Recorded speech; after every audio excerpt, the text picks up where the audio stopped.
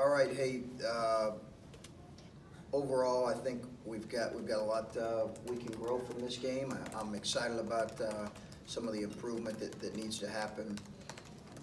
I thought Morgan State, they're changing defenses and really how hard they played created some trouble for us. I thought they got in a rhythm defensively. Credit to them. Best wishes to them on a successful season. You know, lot to take from it, lot to learn from, lot to get better. We're heading into a stretch here that's the most challenging most challenging December I've ever been a part of. And I think we all will welcome that, but I also think that I'm interested to see what questions are answered coming out of this month.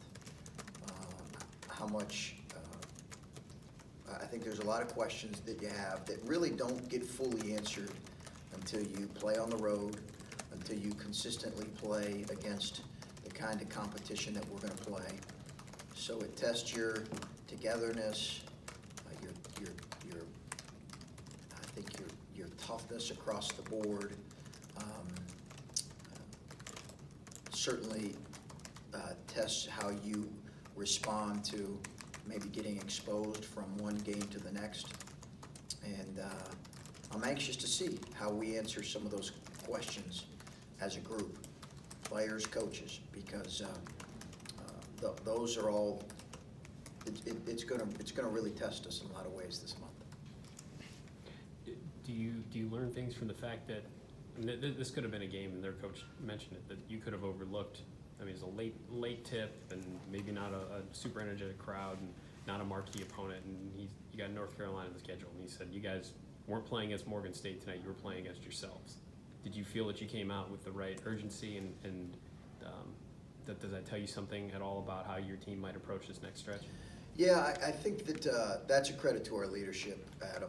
Mm-hmm. I really do. I think our approach throughout this stretch here has been directly attributable to our leadership. Mm-hmm. And now, we got to see how we respond when we get knocked around a little bit.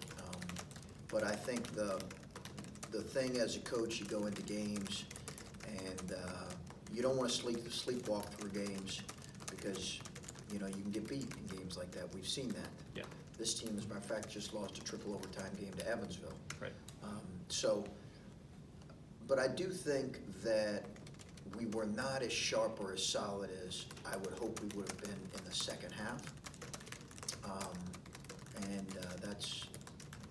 There's always areas you can take from it. But overall, I thought our initial approach was really good. And, you know, I don't think it does you any good, obviously, to stay anywhere outside of exactly where your feet are. Do you feel confident that, like, I mean, Andre talked about feeling like he's ready for the challenge and to lead these guys in situations like this, and have you seen guys like Andre and Kyle and Caleb step into some of those roles even more this season compared to where they were a year ago? Is now you're going to go face a top 10 team on the road? Yeah, you know, I don't know. I think I'm confident in those guys in who they are as leaders and as people. But this group we haven't played anybody on the road, much less a top 10 opponent. Right. And then, you know, we come back 48 hours later with a team that's playing as well as you could argue anybody in the country in Penn State.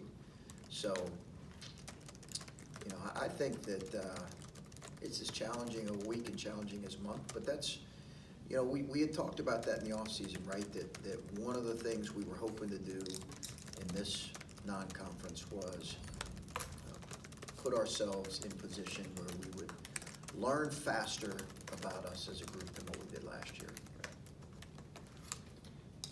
Go ahead.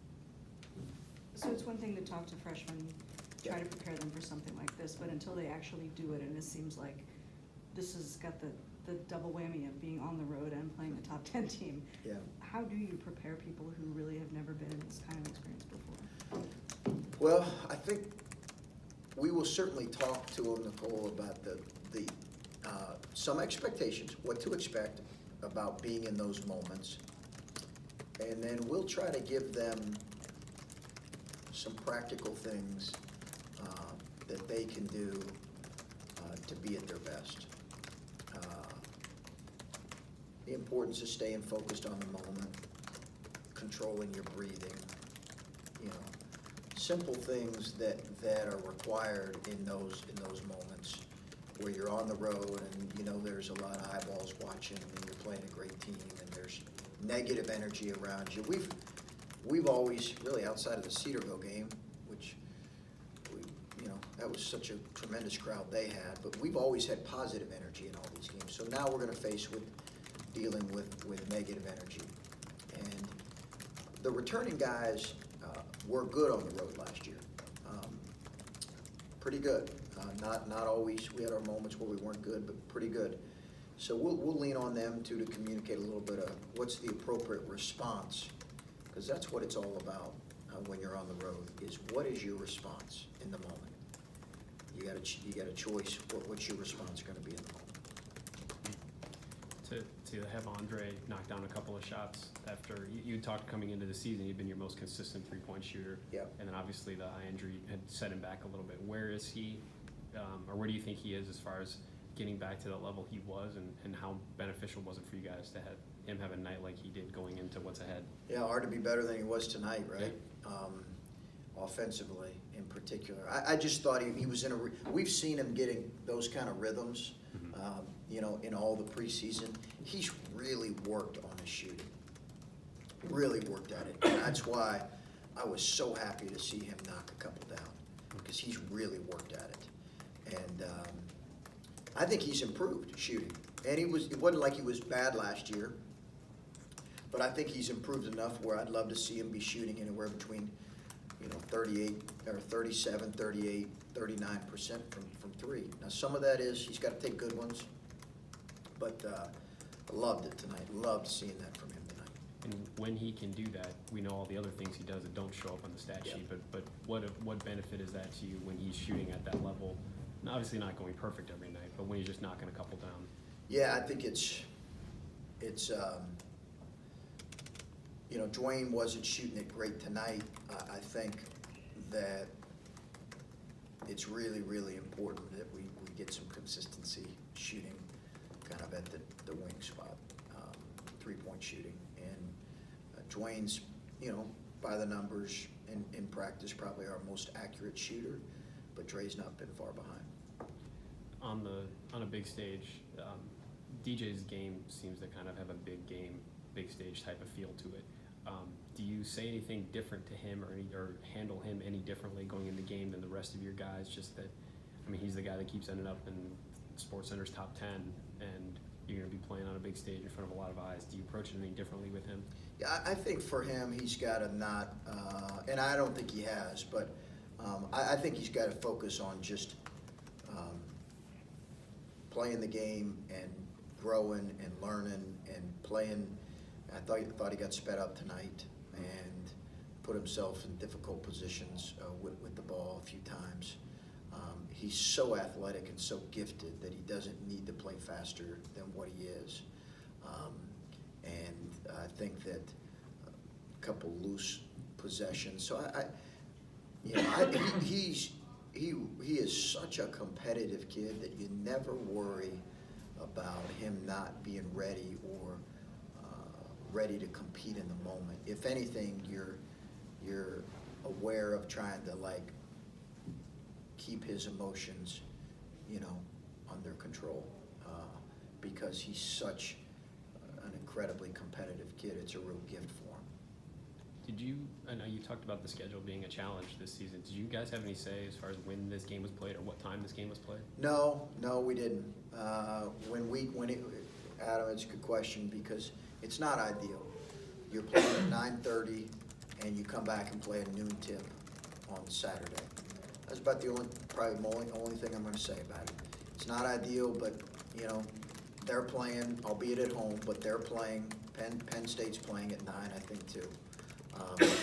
So, bottom line is both teams are going to have to prepare and quickly prepare and turn yourselves back around, win or lose, and get ready for, they're a really good team. We feel like we're a really good team. It's going to be what it's consistently been playing, those guys. So we didn't have any control about, is that what you're asking? Actually, I was wondering about this game. We started playing a 9 o'clock Oh. game on Black Friday when the football game is 15 Oh. hours later in Ann Arbor. And We have no say over that. That's all TV. That's right.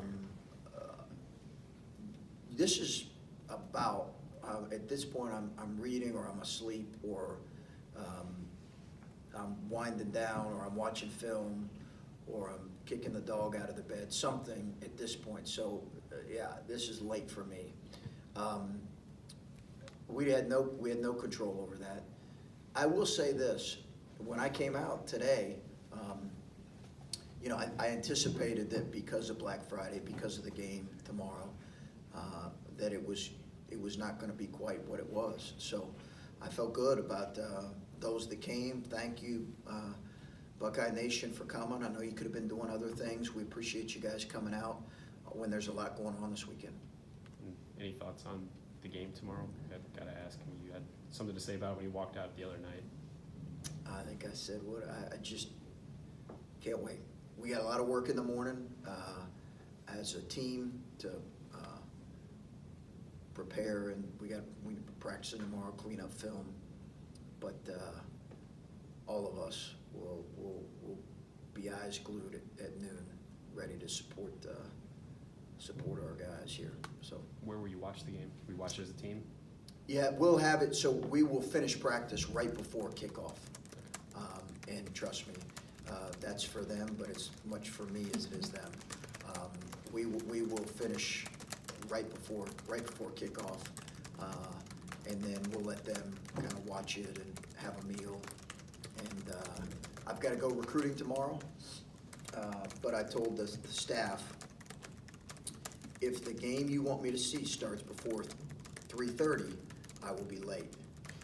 So. Fortunately, it doesn't. I got a couple games to see tomorrow, and it's I can't wait to watch that one. So, Okay. all right, thanks.